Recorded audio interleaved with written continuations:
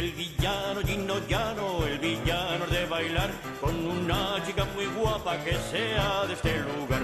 En Santa Orosia hay fiestas y en Santiago muchas más. Con San Lorenzo y San Roque llegamos hasta el Pilar.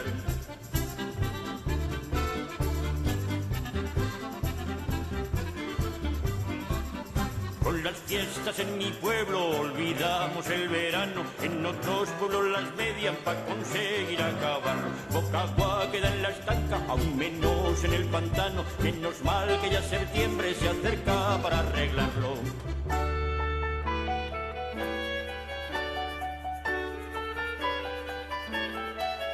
Cuando las fiestas terminan volvemos a la ciudad y en el pueblo solo quedan unos viejos y un pardal.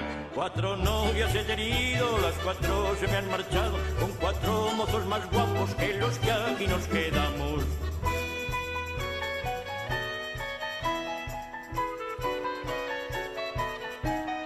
Una se me fue hacia Huesca, otra se marchó a Teruel, la tercera a Zaragoza y la cuarta no lo sé. La guitarra es valenciana, las cuerdas de Tamarite y los que cantan aquí de Bielsa para servirle.